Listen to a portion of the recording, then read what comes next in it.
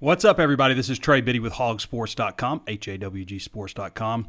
Recruiting is back in full swing. Camp season's been going on. There's more camps to come. Official visitors have been coming in. There's more official visitors to come. We're going to talk with Danny West about that. We're also going to jump into a little bit of football, answer your questions as well. All that and more on Hog Sports Live.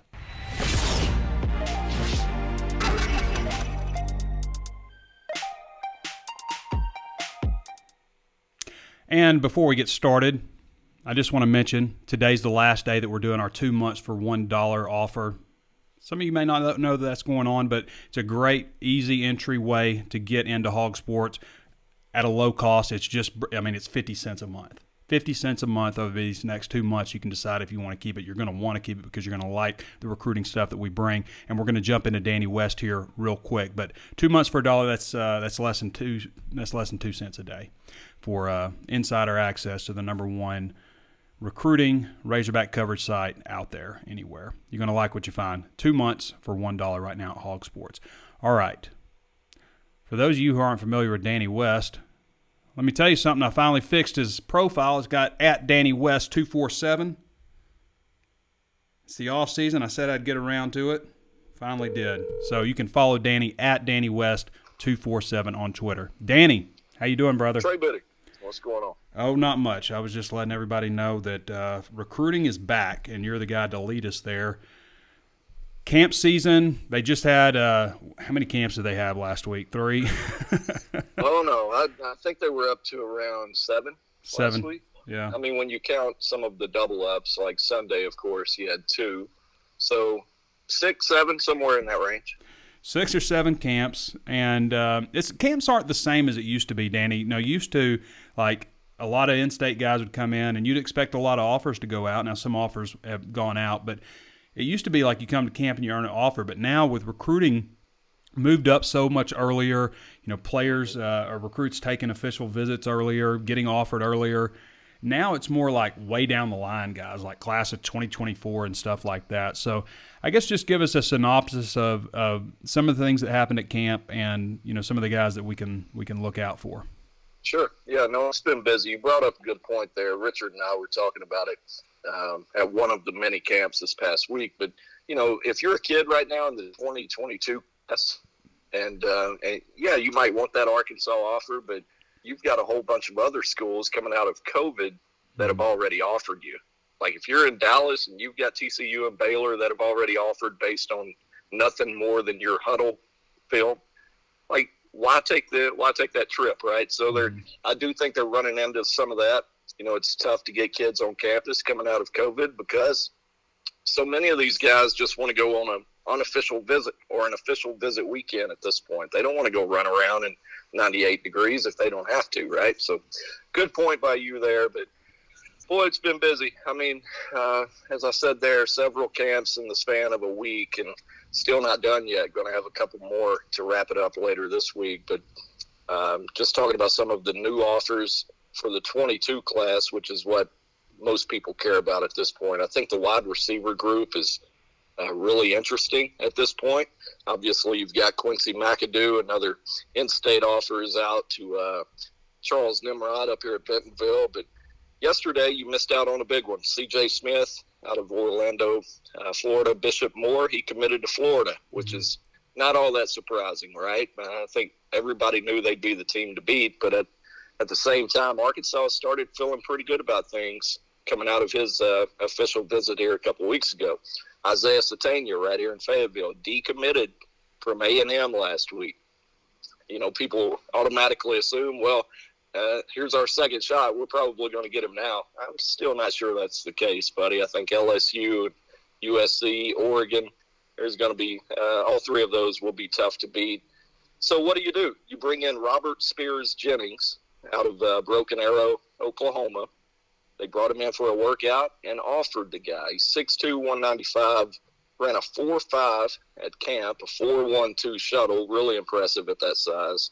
Oklahoma, Ole Miss, Michigan State, Kansas State have offered. And, of course, when you hear Broken Arrow and the Sooners offer, it's easy to assume that's where he ends up, right? Mm-hmm. Well, I'm not sure they're really making him a priority at this point. We'll see, but I do think Ole Miss really wants him. So One to keep an eye on there. He's Broken Arrow, man. It's an hour and 45 minutes from here, if that, right? Yeah. So Arkansas has had some success in that Tulsa area under Coach Pittman. So I think he's going to be one to keep an eye on. I really do. And he just recently also visited Boston College and took an unofficial to OU and Oklahoma State. And the only crystal ball right now in for him is to Ole Miss, just one crystal ball pick. So now moving inside the state, Danny, and jumping ahead quite a bit to the class of 2024, Braylon Russell was offered a scholarship. He's the second guy in the class of 2022, 6'1", 225 running back with a verified 4.50 40-yard dash. That's a big kid. What is this kid starting 10th grade? Yeah, just going into a sophomore year. It kind of came out of nowhere, to be honest with you. I had no idea about this kid. Everybody thinks I know every kid in the state. Wrong. Some of these dudes I've never heard of, but he was certainly impressive. You mentioned the measurables there. To run a 4.50 at that size, I don't care if it's laser, unofficial, what it might be, you're scooting pretty good there. So big, strong kid. He's played both running back and defensive end for Coach Jared McBride. Some of you old-timers, which I guess we're old-timers now, Trey, because I remember it well. He filled in at quarterback for Arkansas one year. So, he's I think he's going to be one to keep an eye on. Not the most talkative kid, I don't think. But then again, he just finished up his freshman year of high school, so I doubt I was all that great at interviews either at that point. But, I can remember Darren McFadden when he was like 15 years old and being like, "Now, what is this?" What do you want from me? I still get that quite a bit. You just have to tell him, dude, just chill out. It's going to be okay. But this kid's 225. I mean, he hasn't even started 10th grade. That is a big kid, especially moving like that. I mean, 4.5 coming out of 9th grade that's fast. And then the size, this guy's somebody to watch. Yeah, I agree. And it almost makes you wonder, is he going to outgrow the running back spot, right? Yeah. Like, is he going to be an H-back, tight end? Who knows, right? I mean, it's 3 more years from now. So I thought that was interesting. What else is happening? I've got a full list here, buddy, of just standing Now, out did Jalen visitors. Lewis and DJ Allen make it in? They did, yep. So I'll start with those guys. Yeah. Jalen, specifically, I kind of feel like they really improved their chances here. He's kind of a tough one to figure out, honestly. He's a big-time defensive back out of Brownsville, Tennessee, Haywood High School there. And Arkansas didn't even make his top 10 cut earlier this spring. Lo and behold, suddenly he's on campus for an official visit. Turns out he's really good buddies with Anthony Brown, another DB out of Tennessee that I think they're feeling pretty good about. And, suddenly Anthony Brown shows back up on campus this week for an unofficial while his buddy is on the official visit. So I thought that was interesting. And now suddenly both of them are going to announce on the same date, July 29th. Something to think about there, Trey. I mean, Auburn, I know, feels really good about Jalen Lewis, and rightfully so. He came out of his official last week there and said Auburn is way out in front. And then to hear him talk yesterday, it was Auburn's really nice, but this place is different. So is he just telling us what he thinks we want to hear? Or is Sam Carter really getting something done here? I think. Some kudos to Sam Carter and Anthony Brown. I mean, sounds like both those guys are doing some work. I mean, not even make a top 10, and then you got to watch those underlying those keys like that. Like Anthony Brown coming back. Yeah, that's usually a good sign. Like, what do you mean he's coming back? He was just here for an official, and then I started piecing it together. I said, okay, they might be in pretty good shape here for both of them. So we'll see. Again, they're both going to announce on July 29th, but still a long way out. A lot can change. But I mean, this kid, I think that sounds pretty He's number 556 ranked player in the country, and when you go down his offer list, you just don't stop. Yeah. I mean, you go Auburn, Oklahoma, Arkansas, Florida State, Georgia, LSU, Michigan, Mississippi State, Ole Miss, South Carolina, Tennessee, Virginia Tech, Virginia, Wisconsin. I mean, you just keep on rolling off names. Now, DJ Allen is actually a little higher rated. He's at like number 223 3 overall in the country. Wide receiver out of is it Gladwater? Is that how you say it? Gladwater, Texas? Gladewater, Florida, or Texas. Yeah, that's right. And I just kind of intentionally skipped over him there. I'm just not seeing it, Trey. Yeah. Just to be honest with you, I don't like painting a picture where people get their hopes up, so I'm just not going to do it. I just don't get a great vibe. He's a good kid. No disrespect to him, but I just don't see it for Arkansas. Well, I appreciate you not getting anybody's hopes up. That's why we pay you the medium-sized bucks, Danny. That's right. Well earned. But, hey, I can run through some of these leftover. I say leftover. That's not the way I should say it. But so many standout visitors on campus, camp attendees this past week. I just don't want to overlook anybody. Yeah, let's do it. Avery Johnson, 2023 4-star quarterback, was here out of Mays, Kansas. Vic Sutton, 2023 quarterback from Madison, Mississippi Central. He's got an Arkansas offer, as well as Zay T-Set, a 2023 quarterback out of Baton Rouge, Arkansas and Ole Miss. You know, it's just a matter of time before we shift our focus to next year's class. So obviously everybody wants to know about quarterbacks. Keep an eye on those two, Vic Sutton and Zay T-Set. They had Tackett Curtis. He's a 23 4-star linebacker out of Manny, Louisiana. Wilkie Denaud, 2023 4-star defensive end out of Fort Pierce, Florida. Think about some of these states I'm reeling off here, Trey. They're coming from a long way. Yeah. That's in addition to 27 guys coming from Cedar Grove, Georgia, earlier in the week. Matter of fact, a week ago today. Right? Yeah, a bunch of studs in that group. I tell you, buddy, it's a different world. You know, some of these, I tell them all the time, some of these guys in Georgia, Florida, all these recruiting writers, they're spoiled rotten, man. I wish I had that group to go cover every Friday night. But anyway, Drew Pickett, 23 running back out of Hopeville, Alabama, impressive offer list. Peyton Pierce, 2024 big-time defensive end from Lucas, Texas, Lovejoy High School. Everybody loves Lovejoy. Caleb James, 23 defensive end from Fort Worth, Texas. Great offer list. He added Arkansas this past week. Nathan Mitchell, 23 safety out of Temple, Texas. He was here. Vandrevius Jacobs, 23 wide receiver. Added an Arkansas offer to an already impressive list there. And, of course, Jalen White. I'll wrap it up with that, Trey. Jalen White, the 22 safety / linebacker out of Parkview. He was up here this past week, and I think he really enjoyed it. So they offered him late. As we know, he was the 12th in-state offer, but I think they're sitting pretty good right now. Hey, what about JD's younger brother, Walker? Yeah, Walker White. I totally skipped over him. 2024 kid. That's why I hate getting into all these names. I always forget a significant one.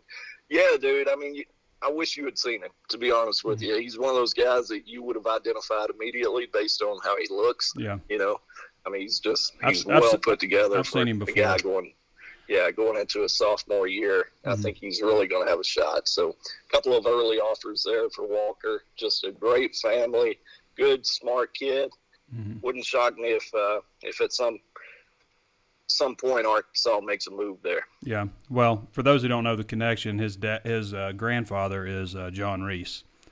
So former Razorback, and of course John David White's his brother. So. And his dad played golf up here. Just a Razorback family. Yep, Razorback family. All right, so one more visit weekend coming up, Danny. We got a lot. We got so much. And for those of you, who don't follow Danny, you can follow him at DannyWest247 on Twitter.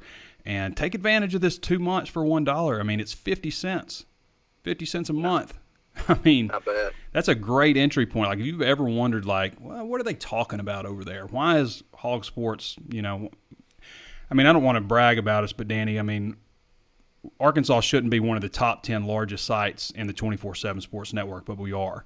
And it's because of people like you, Curtis, and, our insiders on the board and just the community that we have. So if you ever wondered, like, what are people talking about at HawgSports, now's the time. I mean, we're talking less than 2 cents a day to sign up, the equivalent of, you're going to be charged $1, So I think most people can get in for that. So, but next thing is June 25th visit weekend. Should be a pretty good weekend, although Trey Emery, he committed to Baylor, right? Yeah, he did over the weekend. So when you throw in C.J. Smith and Trey Emery, you missed out on a couple of guys that I think they were starting to really like their chances, to be honest. But No longer expecting Trey Emery, so I probably need to remove him from the visit list. I think Arkansas, if they ever just got to that visit weekend with Trey, I know how his mother felt about the staff. I just felt like they were really going to be in good shape there. Mm-hmm. But you know what? I think he felt like he needs to stick close to home, to his mother, not to put all his business out there. I'm not speaking for him, but I think that's what happened. And more power to him. Great kid. Mm-hmm. But, yeah, just one of the biggest headliners going into this weekend, Elijah Pritchett, Carver High School, or Carver, Georgia down there. 6'6", 280, four-star offensive lineman, number 98 in the country overall. I mean, he can go anywhere, Trey, so really big for them to lock in an official visit with Elijah Pritchett. We've seen them bring in some big-time dudes now. Now it's a matter of going out and trying to get some of them, pull a few upsets here and there. Pittman hadn't pulled an upset out of Georgia yet on the offensive line. You know it's coming. Yeah. At some point it's going to break. And I'm not saying it's going to be with Pritchett, but I'm not saying it won't be either. I've seen this old Pittman. I've seen him pull off some stuff now. Yeah, he certainly has. All right, Danny, anything else you want to get to before we got you loose? You've been on here for a while. Like you might have set a record. Wrote a book there. Yeah. All right, Danny. Appreciate you, man. All right, buddy. All right. See you. All right, that's Danny West, guys. Best recruiting man in the business. He's been at it for well over a decade. He just knows recruiting inside and out, not just inside the state of Arkansas, but as you can see, there's recruits from all over the country that have been in, and it hasn't stopped. I mean, there's a big visit weekend coming up starting this Friday, and camp's still going on. So you want to get insider information on all that stuff. All right, we're going to get to your questions here in a minute. But first, I want to talk a little bit of football stuff. I've been kind of doing – it's top 10 season, right? So this is the time of year where you want to like maybe do some preview stuff. We've done, top 10 Razorbacks lists. We've done re-ranking former classes. We've done top 10 second-year players. We've done game one projected 4-deep depth chart, mid-season 4-deep depth chart. All this stuff. It's fun reads, right? This is the kind of stuff that we do this time of year. Kind of gets me going, gets my juices flowing, gets me kind of mentally prepared, diving into these guys and just remembering a little bit more about them. So a couple of the recent ones that I've done, top 10 Razorback offensive linemen, top 10 Razorback defensive backs. So we're going to talk about those a little bit before we jump into your questions. All right. So go ahead and start getting your questions in now. Top 10 Razorback offensive linemen. My number 10 is Jalen St. John. So for those of you who aren't that familiar with Jalen, he came in the last class, so he will have been on campus for a full year now. He came in at about 6'5", 359, I believe. This dude is like this wide. He's probably the widest offensive lineman on the team. He's down to 6'5", 340 now. I wouldn't say he's got like exceptionally quick feet, and they've worked him at tackle. They worked him at guard. I think he's a right guard. I think he's a right guard of the future, actually. I think he could come down a little bit on the weight, but even still. But he is just, his thighs are this big. I mean, like you're listening on Apple Podcasts or something, by the way, throw us a 5-star review if you are. But you can't see, but I'm like, his thighs are like a drum barrel. I mean, this dude is big. And I think he's got a chance to be a future starter. My number 9 player is Takiest Crawford, 6'5", 355. Takiest is wide. He's big. He's huge. He's not as like wide as Jalen St. John. He's maybe a little more long and rangier. I think he's got a little bit quicker feet, maybe a little bit lighter on his feet, which is why I think he's a right tackle of the future.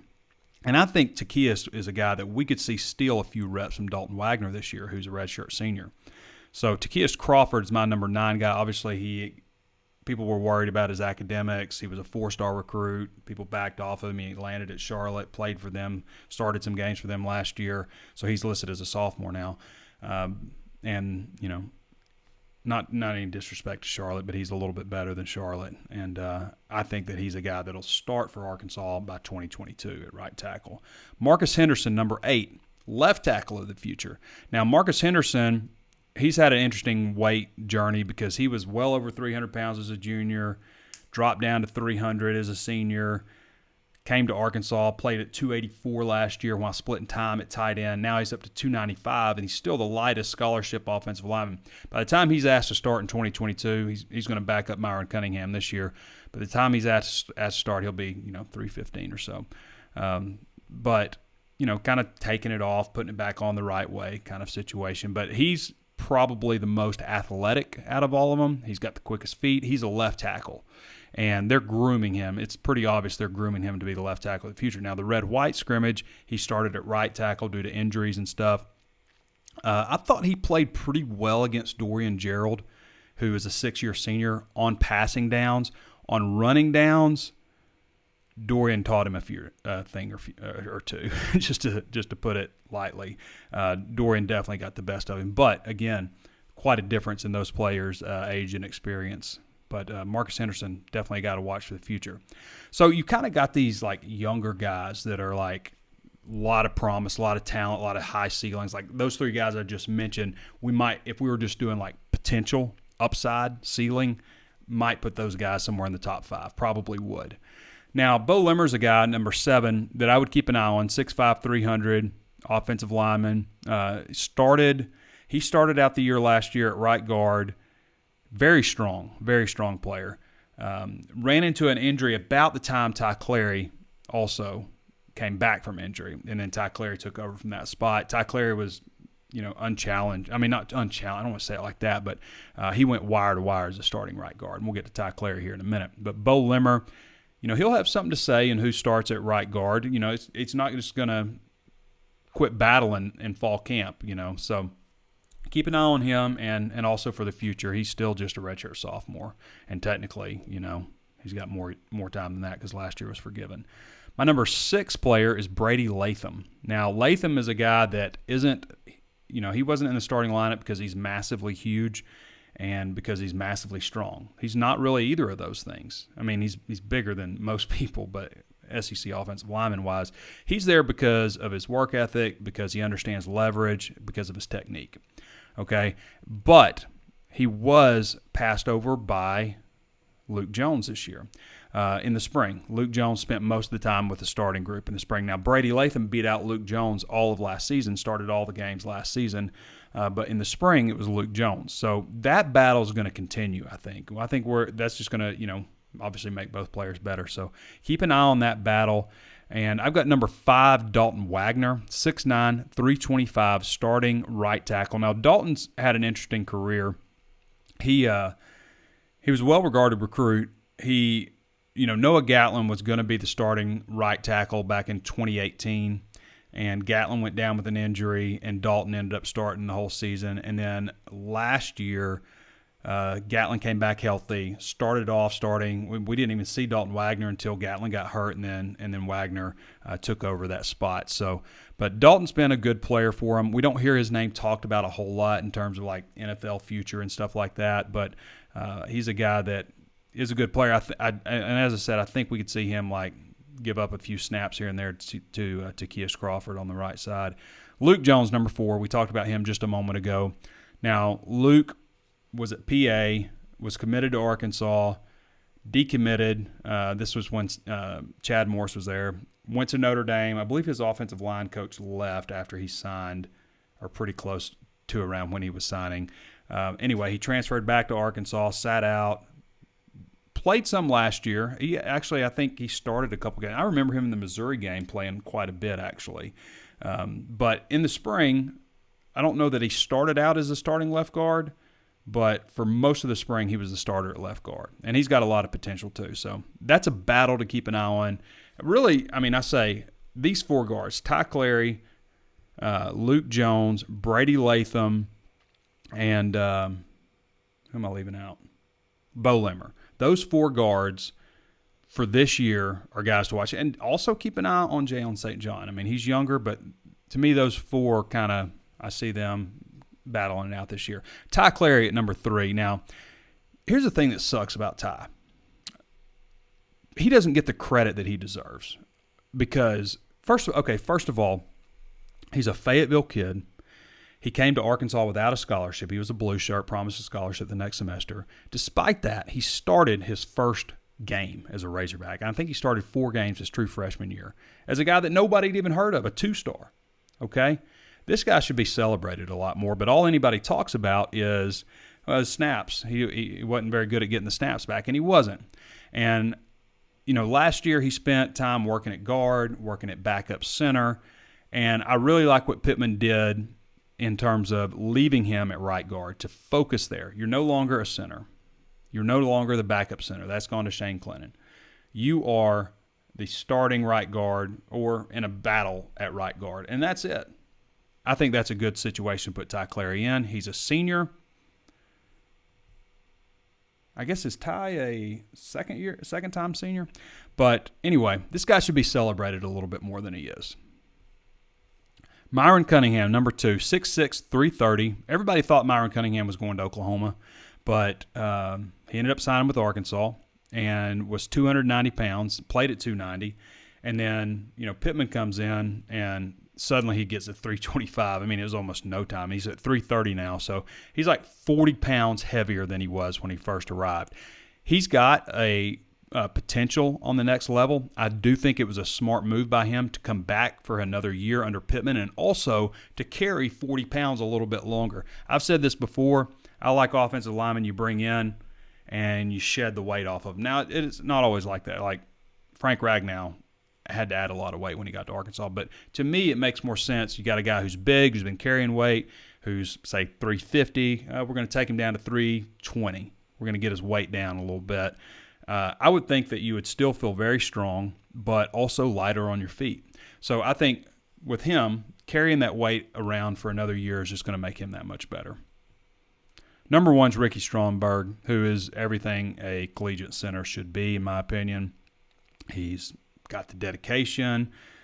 He's got a mean streak on the field. He's quick off the line of scrimmage. He's smart. He's a guy that people will follow. He leads. He's strong.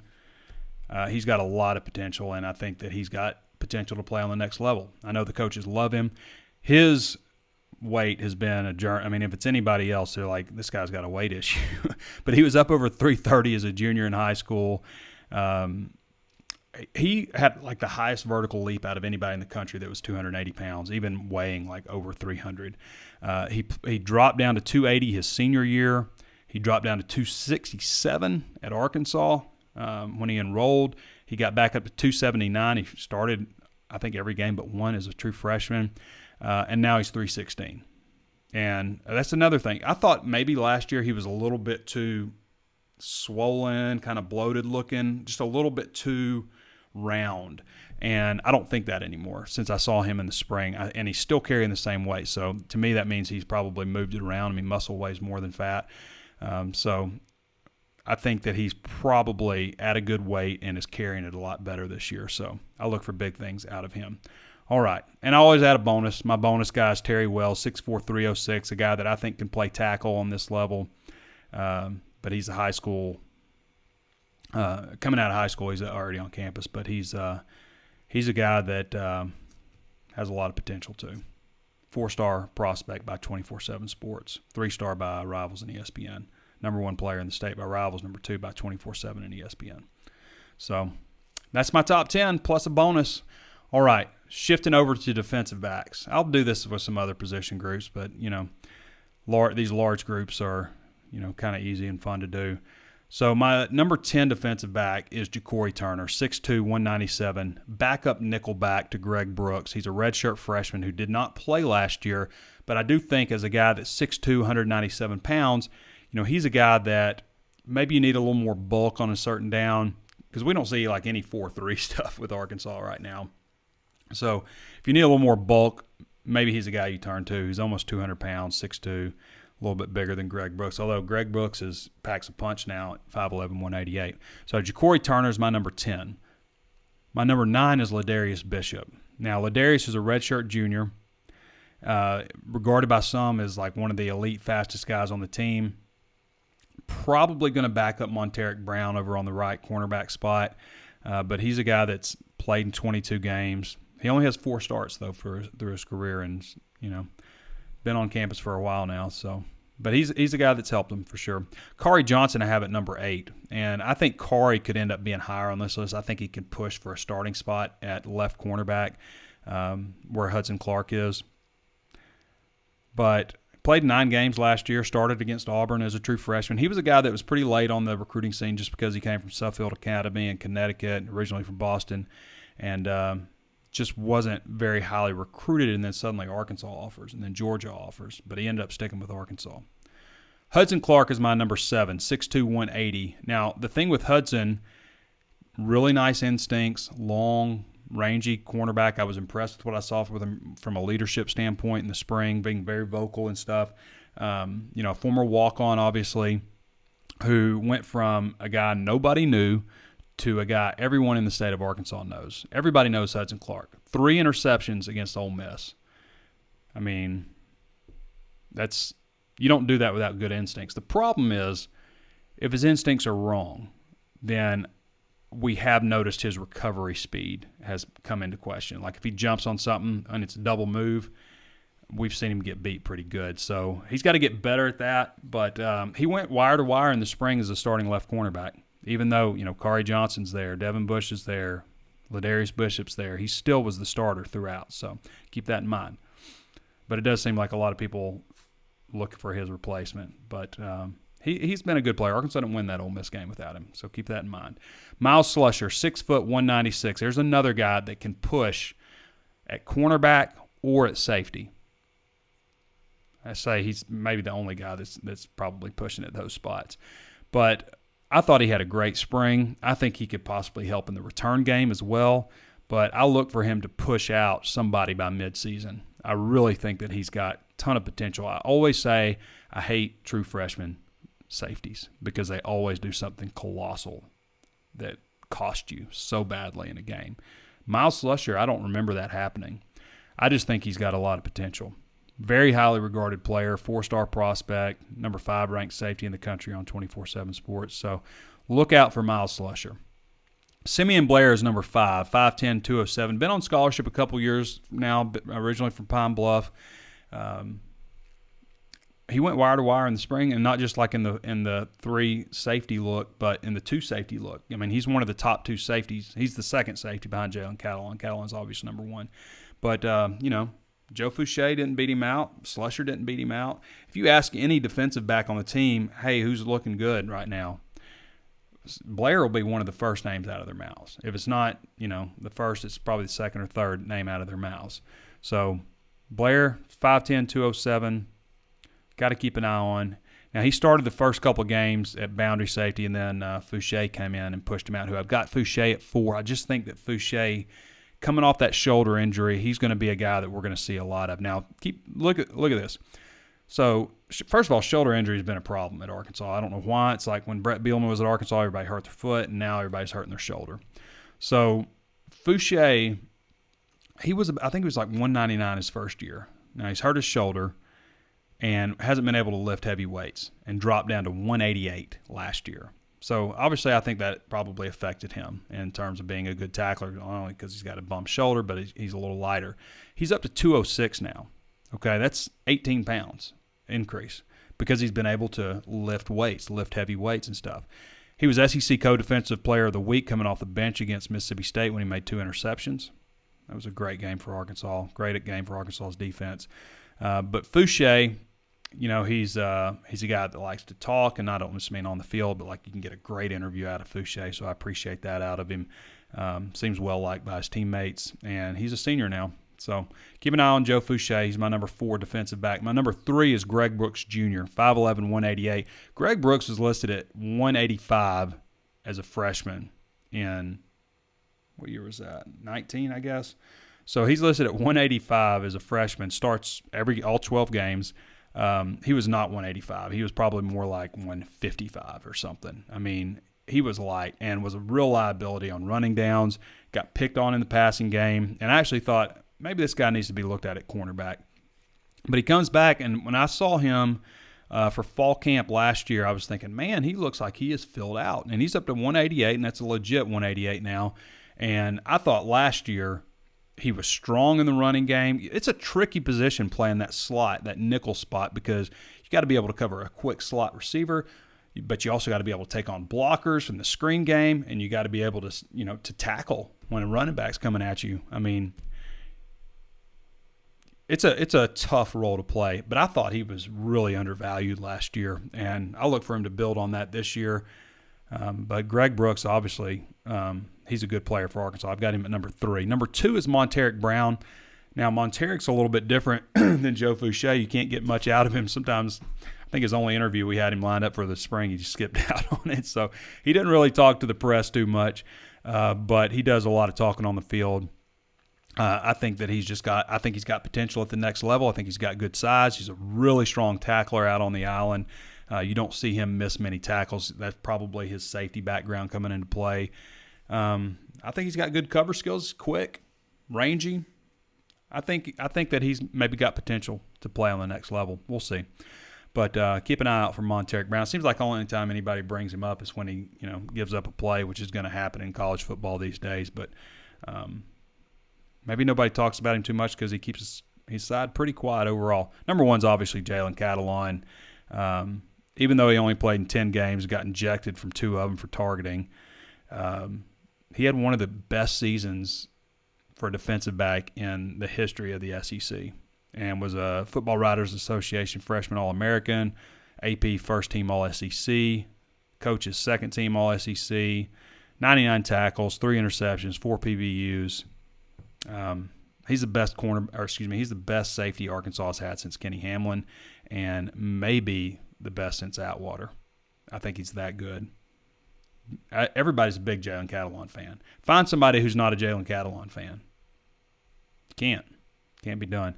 Bonus player. On these kind of things, I usually like to do an incoming recruit, but I did Devin Bush this time. I did an injured player because the number, and if I had gone with an incoming recruit, or I guess Jaden Johnson was already enrolled for the spring, but I would have gone to Jaden Johnson, 6'2", 200 plus, good looking young safety. But I went with Devin Bush because Devin had a shoulder injury. Wasn't able to really contribute last year. In the spring, they held him out of contact, but he was a really highly regarded guy. The coaches loved him when he came in. He was misused. That's why he entered the transfer portal. They played him like in 2 snaps, kneel-down snaps against Ole Miss that year in Oxford, and like a couple special teams play, like stupid stuff, like just totally. And they did the same thing with Jalen Catalon. But Devin Bush recognized it and entered the transfer portal. Then when they hired Sam Pittman, he came out of the transfer portal, and then he was injured. But he's a guy to keep an eye on. Got a lot of ability. Number 1 question I feel like I get asked is what happened to Devin Bush? Was he just overrated? All right. Let's see. Jason Stahl says, I'm curious about receiver Faison Wilson. What's the news on his recruitment? It looked like he was ready to commit and then just kind of backed off. I think Arkansas just maybe kind of went in a different direction because not long after that, Quincy McAdoo committed. Keith Bolger says the offensive line recruit still solid with the new coach. It feels like it. It doesn't feel like there's now Andrew Chamblee is, taking some visits and stuff, which I expect a lot of kids to do just because they've been stuck at home. So don't sleep on Braden Jones. Could be Christian McCaffrey type player, says Justin Carter. Bill Seeger says, just got on. Have you talked about the kid from Fayetteville that recommitted from A&M or decommitted from A&M? Isaiah Satania, I don't think we talked about him. He just took a visit to Oregon. A lot of people think he likes LSU. His dad doesn't coach at Arkansas with the track team anymore, but, that opens things up, so maybe that's a possibility. Don Eldred says, still doubtful he picks the Hogs. I would probably agree with that, Don. And you kind of mentioned the same things. Also threw in USC in there. Colton Smith, hey, Trey, where do you think this class will rank nationally this year? Right now, I think they're ranked 13th. They're going to have to get some big dogs to stay, to get in the top 15. I think let's take steps. Arkansas has been traditionally a top 25, but like when we say top 25, like right at 25. I think last year they were 25 or 24. That's been traditionally defined as, a solid recruiting year for Arkansas. Let's see them get into the top 20 next, before we start talking like top 10 and stuff. But, like there's some guys out there, like a Gentry Williams, I think most people think Oklahoma. There's been some people lately picking USC. He's out of Tulsa. But, Arkansas has been there for him and has been recruiting him for a long time. He definitely has Arkansas. Arkansas is going to be in his Final Five. The question is, like, is he going to be higher than that? You really need a 5-star recruit. Like, 5-star recruit would really, really boost your class. So I think they could have a chance to be in the top 20. So let's just see that. I know Sam Pittman wants to get in that top 15. Ethan Malone says, what's the likelihood that somebody other than KJ finishes the season at quarterback at QB1? I think it's, given what we've seen, it's been a pretty high. It seems like Arkansas lately has named the wrong starting quarterback out of camp most times, except for, with Felipe last year. But I think KJ goes wire to wire. But if anybody takes over, it'd probably be, a few games into the season because Arkansas's not playing well, and that guy would probably be Malik Hornsby. I'm not ready to go there yet because I do think KJ can be. I'm not saying like he's going to be great or anything, but I think he can be a good, steady quarterback for Arkansas. But you just never know. You just don't. Tyler Tober says, who are some guys you think will surprise us the football season? What freshmen do you think will have the biggest impact? Some guys that could surprise. I don't know, like if I'd say Miles Slusher would surprise because he was a pretty big time recruit. Surprise. Keytron Jackson was a pretty big recruit too. I hate to say, I don't want to say just like big time guys. I think Zach Williams was a 4-star, but he's been on campus a couple years. Zach Williams looks fantastic. I mean, he's put on some great weight. Dorian Gerald, I think, is a guy that's just, he's right there. Eric Gregory is a guy that I'm really high on. I'm naming some defensive linemen, so that's good. As far as the freshmen coming in, I mean, I look for Keytron Jackson. There's an avenue there for him to get on the field. The wide receiver, he's the top-rated recruit out of the class. Raheem Sanders, running back, 6'2", 220, a guy that combines size and speed. A.J. Green kind of combines that too, probably faster, not quite as big. I look for Jaden Johnson to maybe help. I think Jaden Johnson plays a lot on special teams too. And who else?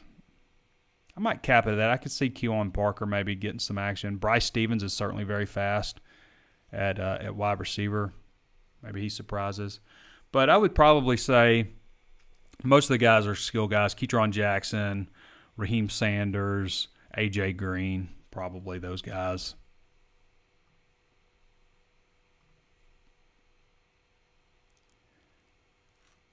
Jackie Price says Burlsworth number 1, Dan Skipper top 5. In what capacity?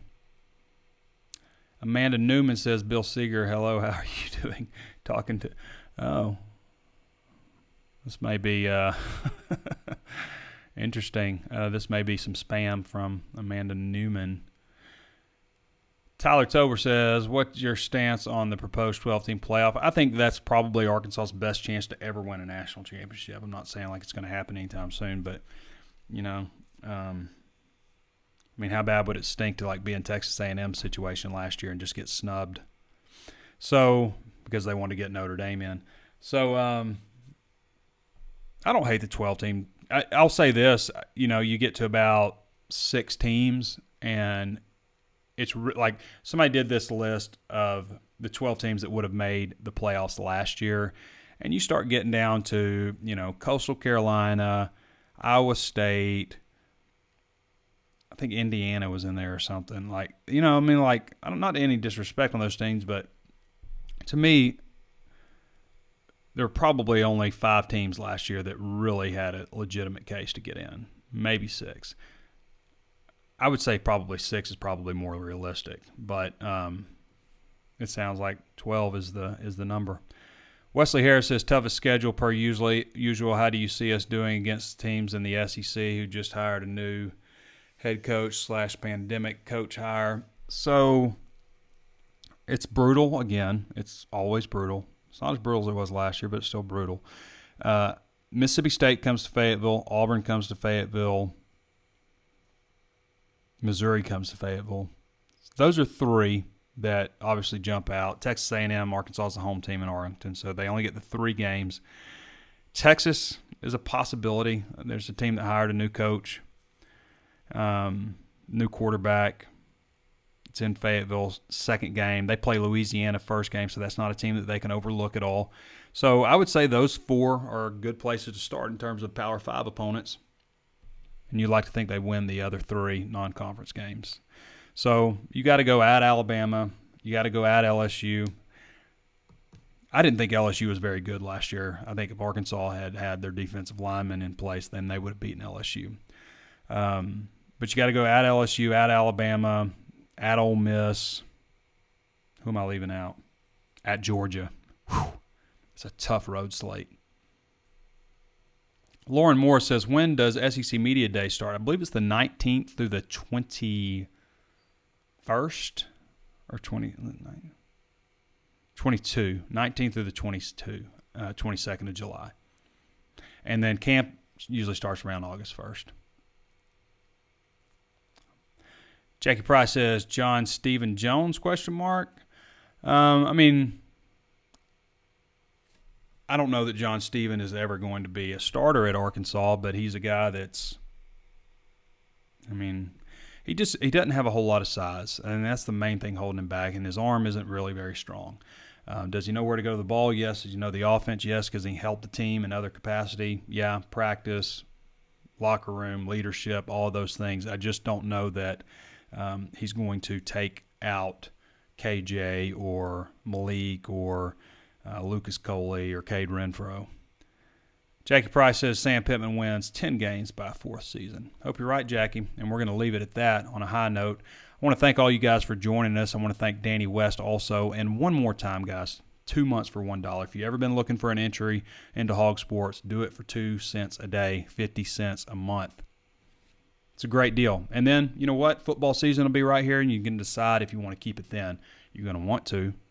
That's how I'm going to get you. You're going to sign up for this cheap price and be like, football season gets here and you can't live without it. That's how we get everybody. That's why we offer these deals. It's our problem is always getting people through the door. Once through the door, it's just kind of like, whoa, all right, okay.